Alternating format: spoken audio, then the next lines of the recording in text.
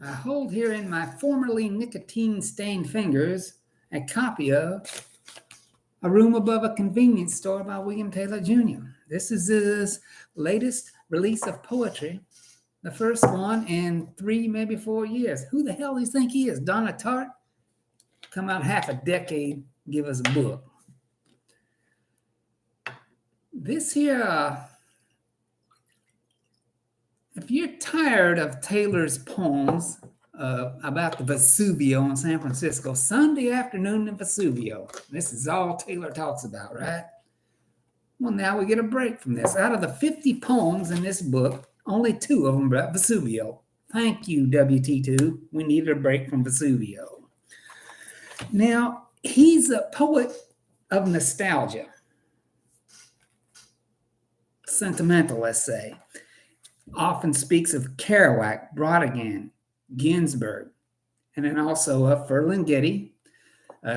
Taylor had submitted a poem to Rattle, what does Rattle have this thing? Poem of the day, something in the news after Ferlinghetti died. And Taylor submitted a poem, and it became Rattle's, at the time anyway, the most circulated poem that ever had of all time. The 100th birthday of Ferlinghetti. And then not long after that, of course, Ferlinghetti passed away. Of course, Taylor is going to write about this as well. And there's a lot of poems that drag on, and they have a line inside of them that makes them feel good. Well, this was actually a good poem, and then inside of it was a line that enhanced the poem even more. Because of all those poems that came out about Ferlinghetti, none of them were really about Ferlinghetti. They were about the poet that's writing the crap about him. Taylor has a deeper perspective. Still, I can't help but think how this is the first sunny day in North Beach that Lawrence Ferlinghetti isn't around to see. You're not going to find any poets that have the insight to come up with a line like that. Oh, shit, that's bad whiskey right there. Taylor and I both, we share the common trait of the very few people who have taken Rambo, or as they say in Kentucky, Rimbaud, and tossed it across the room. He had written a poem here, Bored with the Rambo, he called it.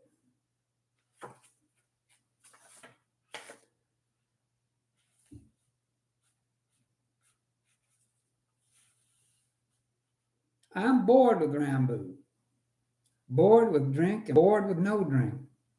Outside there's a sliver of moon and people more useless, even more than myself, shuffling through the dark toward the destination Senator and banal.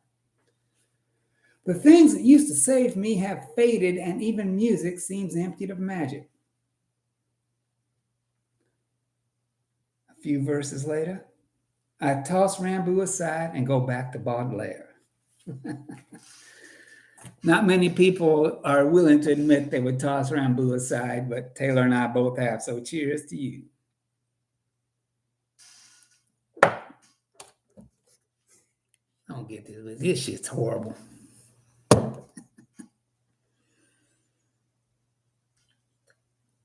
It's easy to imagine Taylor sitting up there in a San Francisco apartment, I guess 4 or 5 floors above the street, music playing in his apartment, wine, trying to type out a few poems. Taylor is an observer of everything, and he's the poet on whom nothing is lost. Now, he also takes a swipe at T.S. Eliot, but he doesn't do it directly, of course. Who wants to swipe T.S. Eliot directly? You got to do it subtly. Here's how he does it. It's April again, and I don't know about it being crueler than any other month, but the terror of things is certainly in full swing. Of course, only the most hardcore of poetry readers are going to remember April as the cruelest month from T.S. Eliot.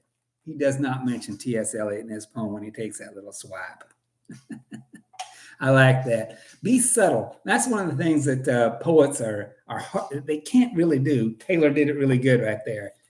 People are going to read by that, have no idea what the hell he's talking about. What's cruel about April? Like they did when they saw T.S. Eliot's first poem.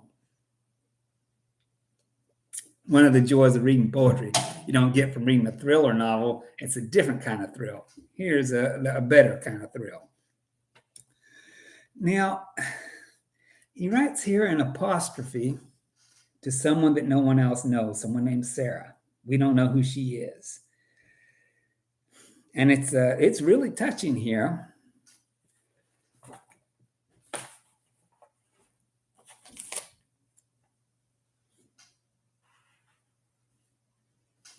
And the thing is, like I said, we don't know who she is. When we get these volumes of poetry, and sometimes these poets write to people we don't know about, they write so poorly we don't care who they're talking about. But in here, he includes a stanza that's very poignant indeed. And how when something beautiful dies, the poets always scramble to be the first to cheapen it with words. Well, he's right there, ain't he?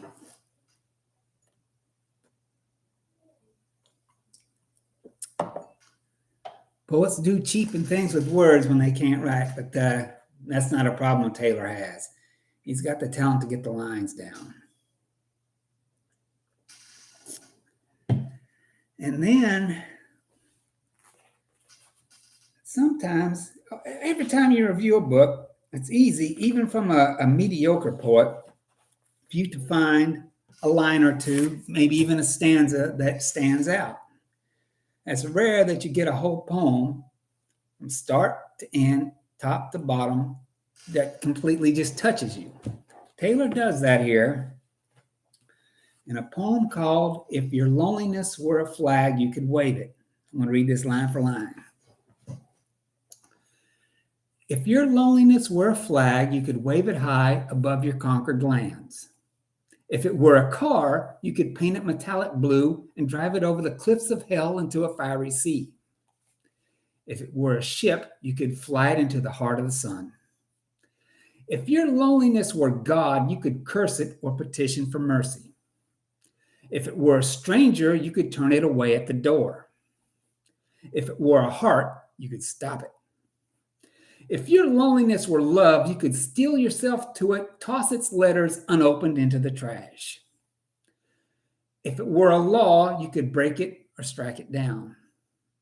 If it were a house, you could set it aflame and watch it glow from the distant hills. If your loneliness were your mother, you could pack your things and run away, make it suffer for the years of pain. If it were a ghost, you could banish it back to the nether realms with a spell or a charm. But your loneliness is a song, and you have an ugly voice.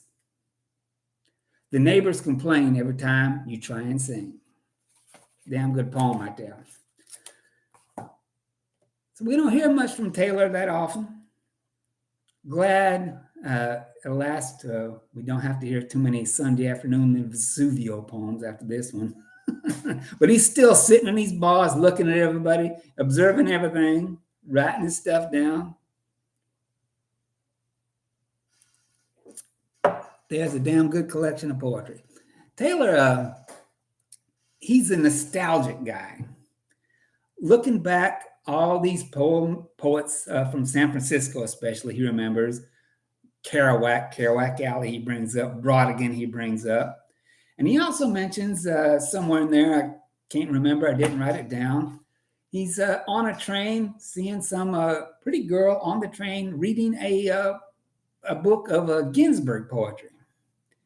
And he would like to think that someday in the future, some pretty girl on a train will be reading his poetry. And not only that someone else will notice her reading the poetry and think it quite nice. That's a little bit of, it's good nostalgia without being whiny. That's the thing. The poets today, from what I see of them on social media anyway, I can't get all the books, don't want to. When I see them on social media whining, bleeding, complaining about the political parties, politicians, complaining about oppression that they have not experienced. This is not poetry. You're not observing anything. You're just complaining is all you're doing. And here we have poems that are not complaining, but are very poignant. And that's really lacking today. So Taylor's got it going on. God damn, that whiskey sucks. Don't be poor and have to drink poor whiskey like this. It's called rot gut for a reason. All right. Who is this? Roadside Press. And look at this here artwork. This is the San Francisco skyline with an arrow pointing to somewhere anonymous, apparently. Who wrote this? They got an acknowledgement in here. Cover art and illustration by Waylon Bacon. Let's give some credit to Waylon Bacon there, too. All right, let me get out of here. Drinking too much whiskey. Check out William Taylor. Somebody who writes without whining can still make you hook. All right.